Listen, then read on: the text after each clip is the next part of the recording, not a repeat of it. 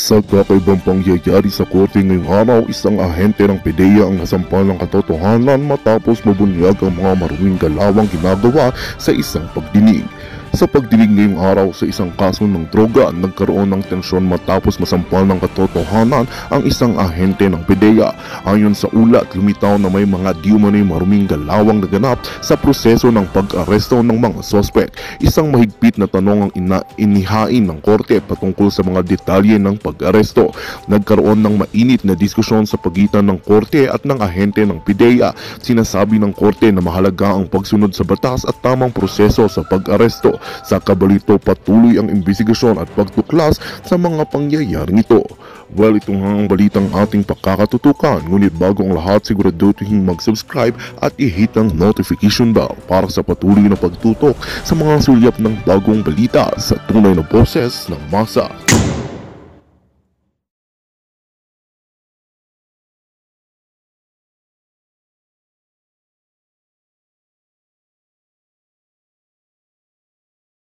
Tao na hindi nyo man lang patunayan kung yung presidente fit to lead the country. Yes, hindi nyo napatunayan na ang presidente ay fit to lead the country.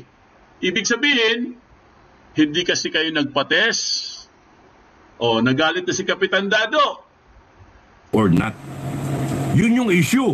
And right now, my man, Bato, you are in a position to make sure mailabas mo yan. Walang ano dito eh. Kahit dapat dyan, talupang ka, pagka tinalupang ka, ang lalabas hindi mantika, ang lalabas dyan, Pilipino, dugong bugaw. Dugong Pilipino. Hindi yung utya. Tapos mapipikon ka. Hindi ka na dapat mapikon. Normal yun. Talagang buti nga hindi ako nag-text sa'yo eh. Kasi kung ako nag-text sa'yo, talagang galit na galit ako.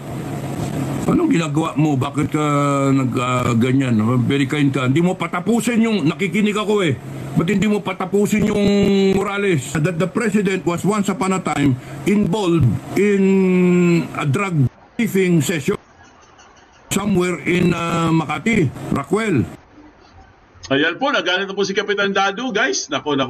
Yari to si Pato. Hinayo pa kayo, isasabak ninyo yung mga tao na dahil hindi nyo man lang patunayan kung yung presidente fit to lead the country or not. Yun yung issue. And right now, my man, Bato, you are in a position to make sure mailabas mo yan. Walang ano dito eh. Kahit dapat dyan, talupang ka, pagka tinalupang ka, ang lalabas hindi mantika, ang lalabas dyan, Pilipino, dugong bugaw. Yes. Dugong Pilipino. Hindi yung utya. Tapos mapipikon ka. Hindi ka na dapat mapikon. Normal yun. Talagang buti nga hindi ako nag-text sa'yo eh. Kasi kung ako nag-text sa'yo, talagang galit na galit ako. Anong ginagawa mo? Bakit ka ganyan? Very kind ka. Hindi mo patapusin yung, nakikinig ako eh. Ba't hindi mo patapusin yung Morales? Anong klase? Pinapatapos mo yung PDEA magsalita, si Lasso. Bakit? Kasi nag-abot kayo. Upper class mo. Mali naman yun. Ang trabaho ninyo, PDEA, tsaka Bato, number one na trabaho ng PDEA, tama naman yung sinasabi ni Morales. Imbestigahan ninyo kung noon pinalagpas yan. May mga tanong nga ako eh. Saan ba yun?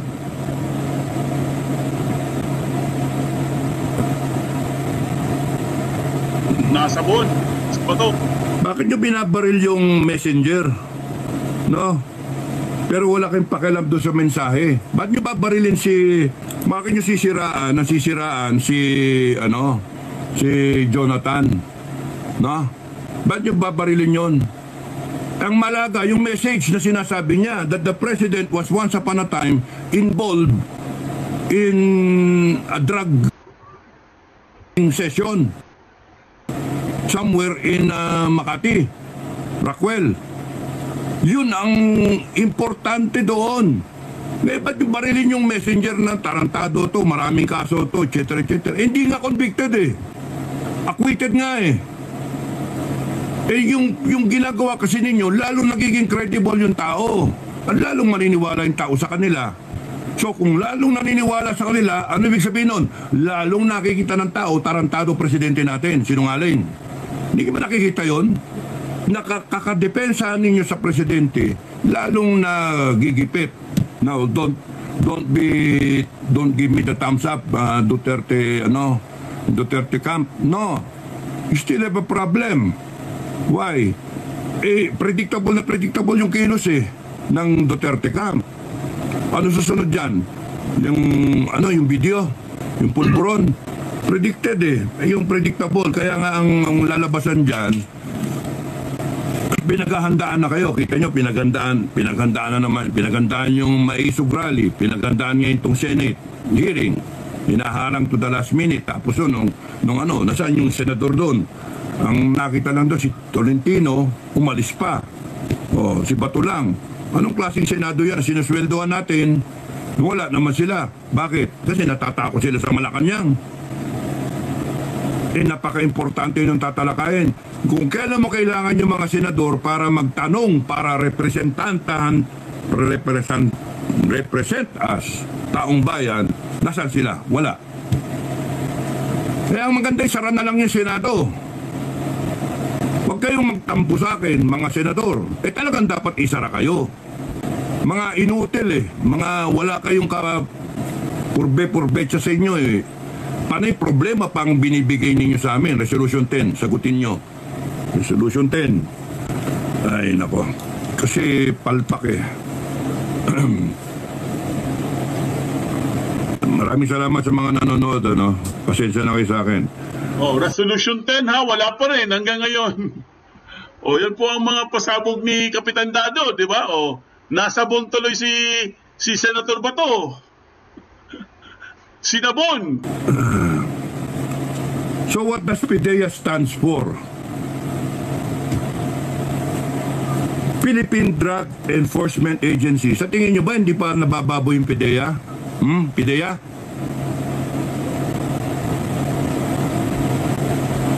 Hindi pa ba nabababoy? Di ba sa PIDEA, every information is important.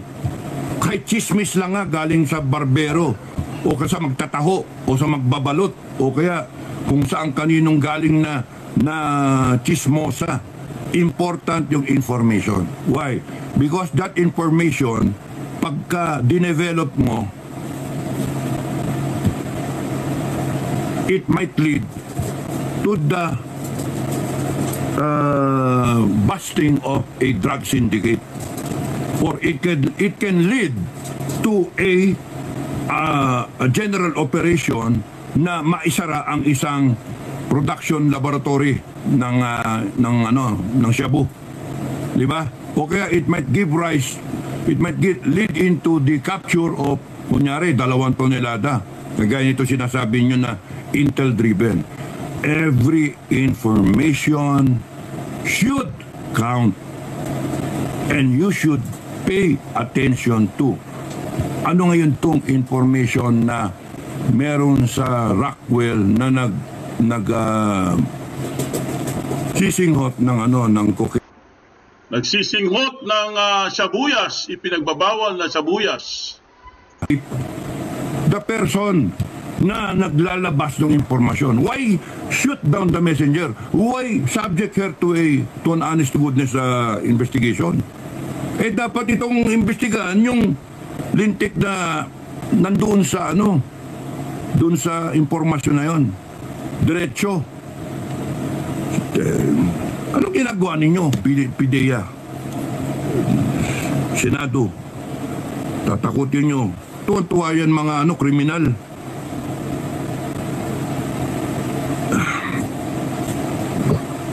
Ipapatawag ba si BBM? You do not hope na a-attend yung tao? Kahit sabihin pa ni Bato, ipapatawag ang presidente ng Pilipinas. Kahit pumapang bigla ang si Bato, ipapatawag? Do you think Are you hoping na atin na presidente ng Pilipinas? No. Chinalis na nga siya ng drug test eh. Hindi nga siya pumapatol. Yung ngayon pang patawag sa Senado para malagay siya sa hot seat. I don't think so. Pero kung talagang inosente ka, BBM, you take the opportunity, ikaw mismo pumunta.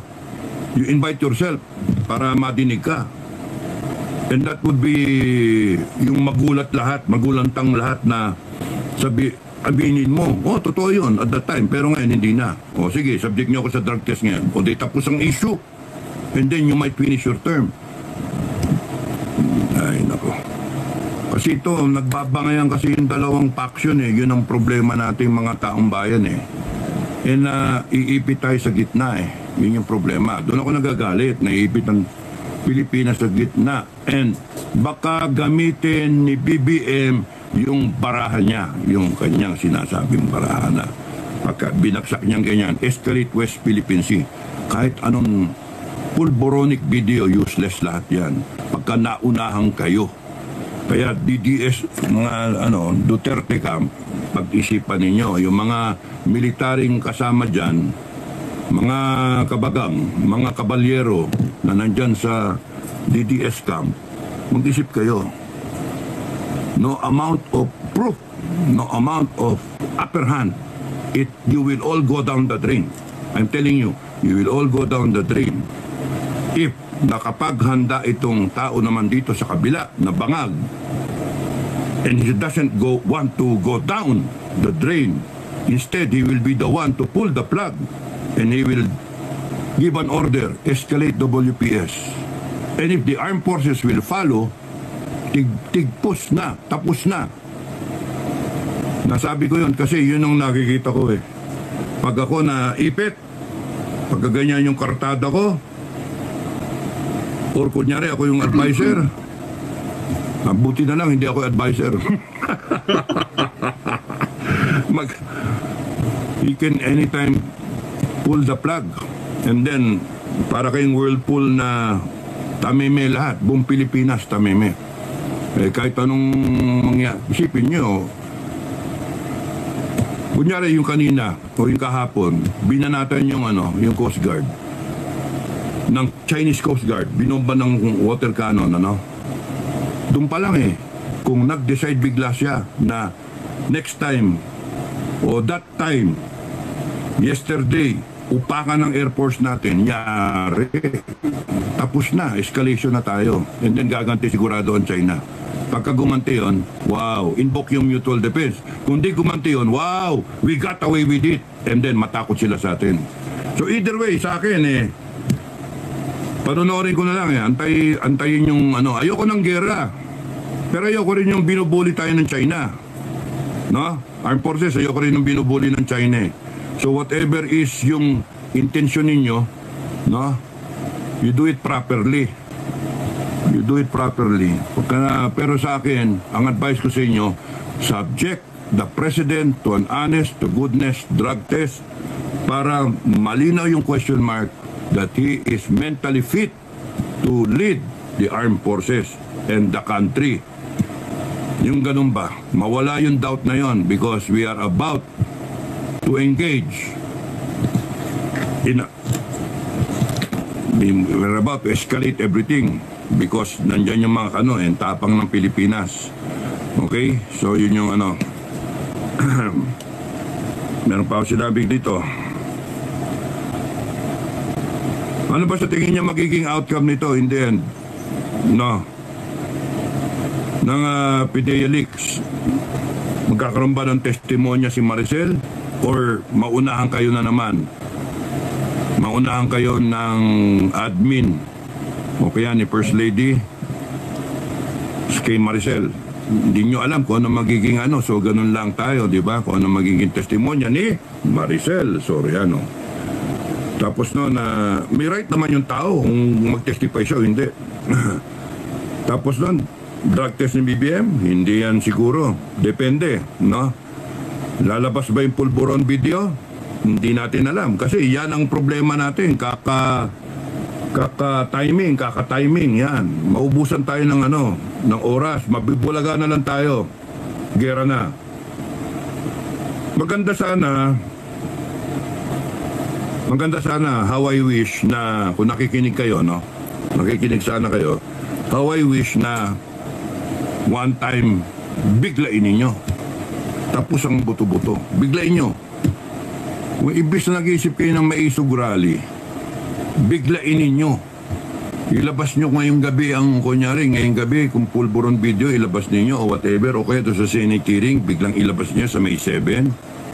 Tapos nun, coordinated na, boom, nagalit tao, parang envelope ba, doon, tapos hindi makareact.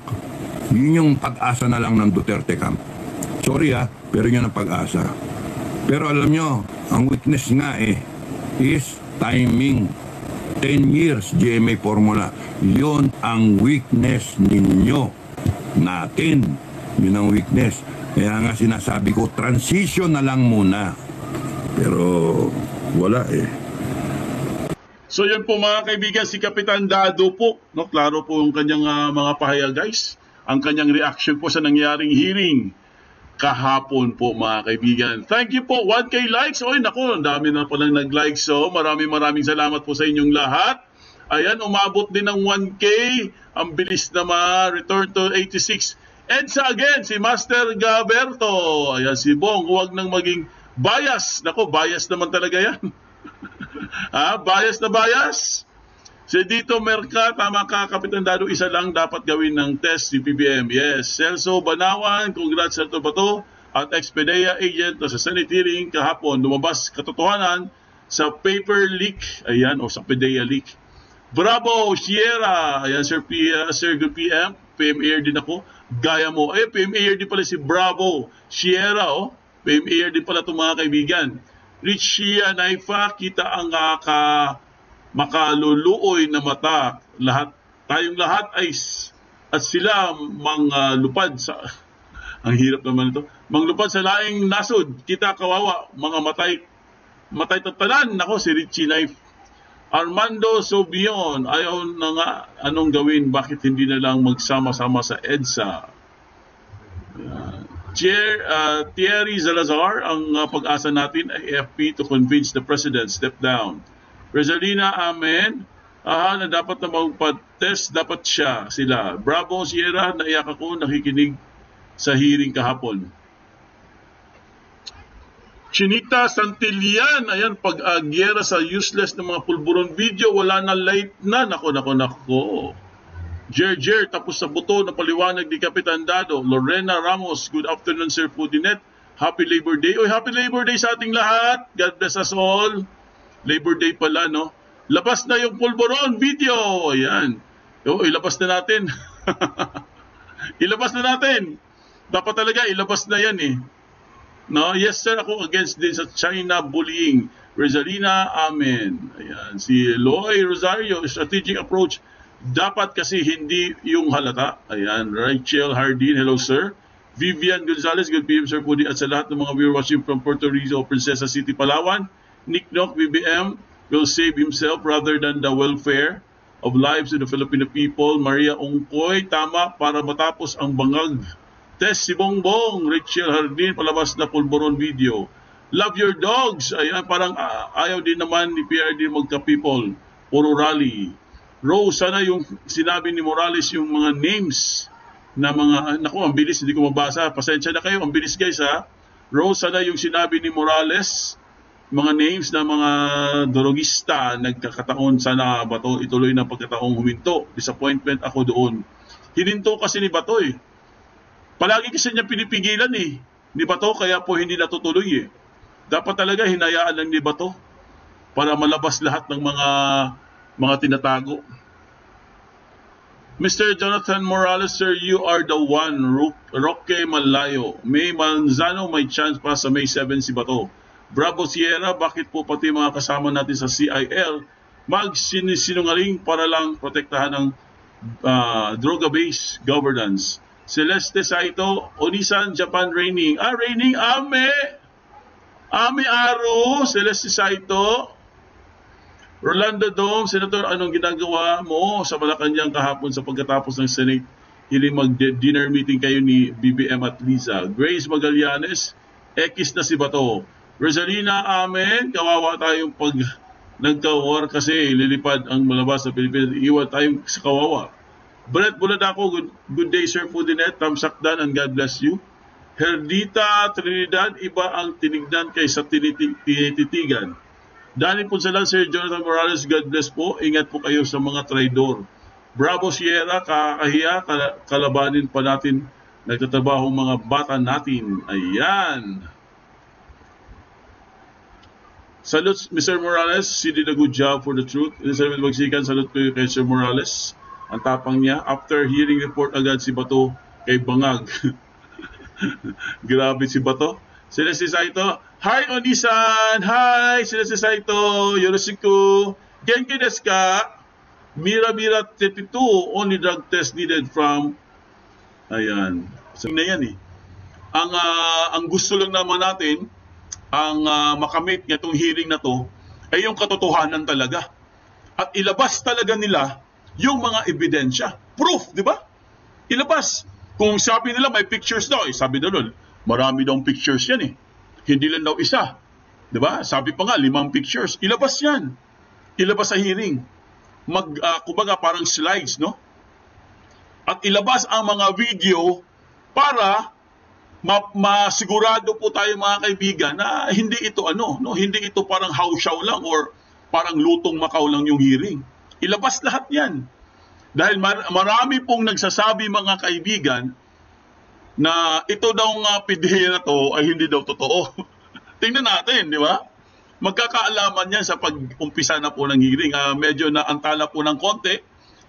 Umabot na po tayo lumampas na po tayo ng 10 minutes pero hindi pa rin nag-uumpisa ang hearing. Ewan ko kung bakit. Medyo natagalan. At marami po nagsasabi mga kaibigan na gusto daw pigilan itong hearing na to. Gustong pigilan itong Senate hearing na to. Grabe. Pati hearing pipigilan.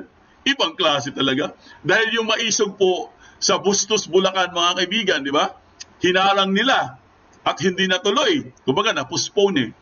Dahil marami pong kumontra mga kaibigan, natakot yata sa video ni Ahas, Liza Ahas. Kasi syempre guys, pag yung video na yon, ang iniisip nila guys, ilalabas yung video sa rally.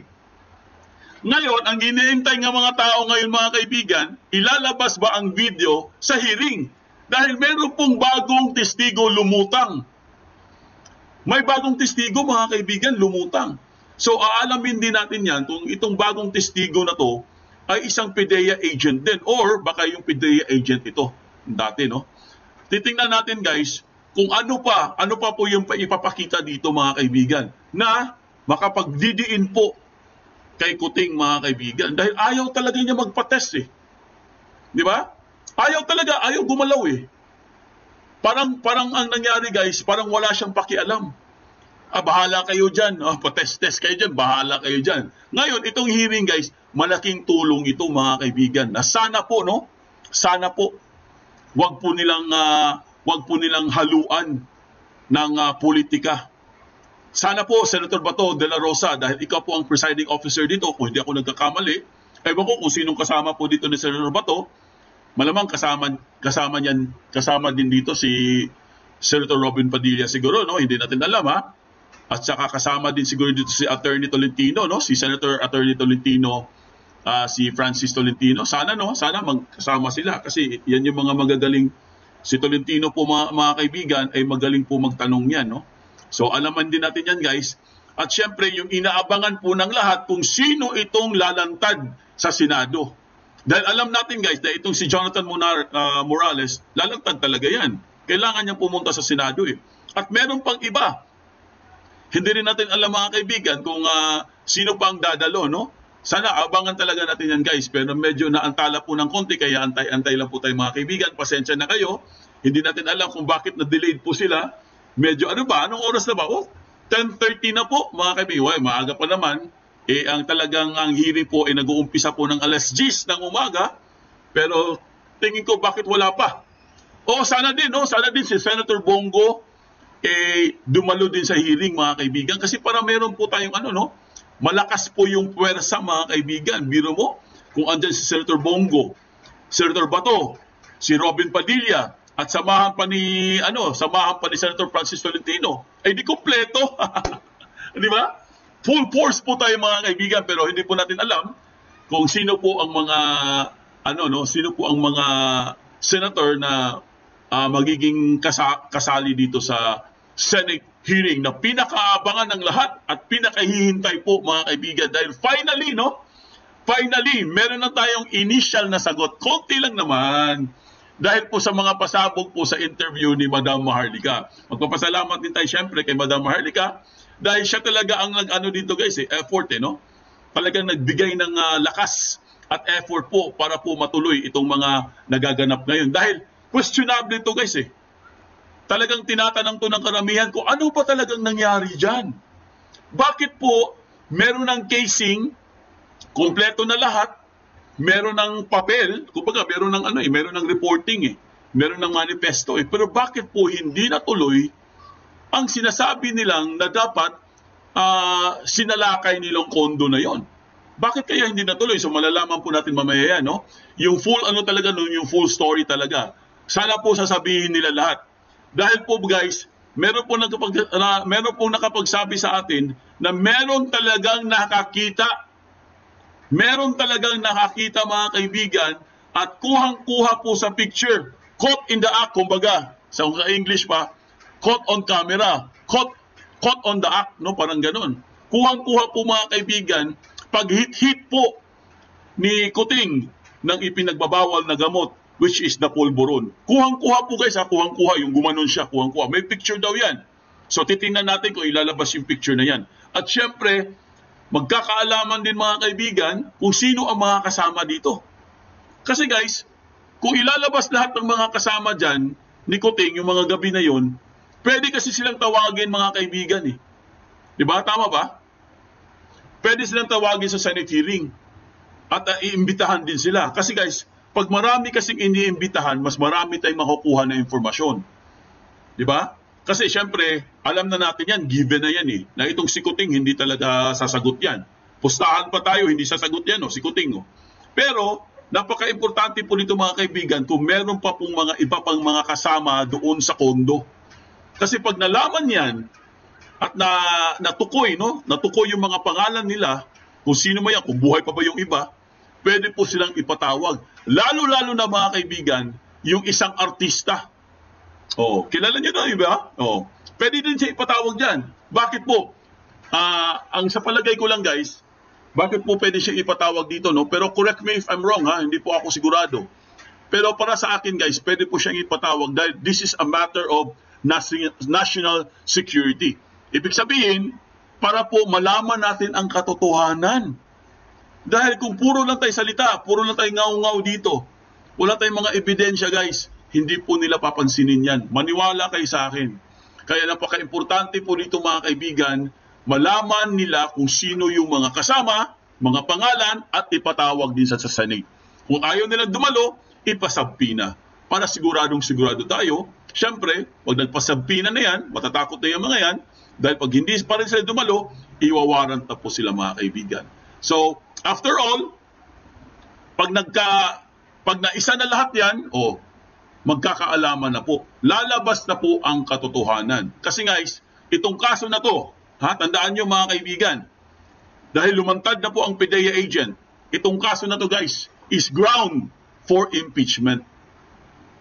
Ito na po ang katapusan. The end is near. Game over na po mga kaibigan. Sigurado tayo dyan. Maniwala kayo sa akin guys, game over na talaga to. Ito na po ang katapusan niya. Dahil marami pong naghihintay, di ba? Ang tagal natin naghihintay biro nyo guys, di ba? Umuwi ako ng Cebu, ang tagal kong nawala. Kasi nga, namatay yung father ko, di ba? Ang tagal kong nawala.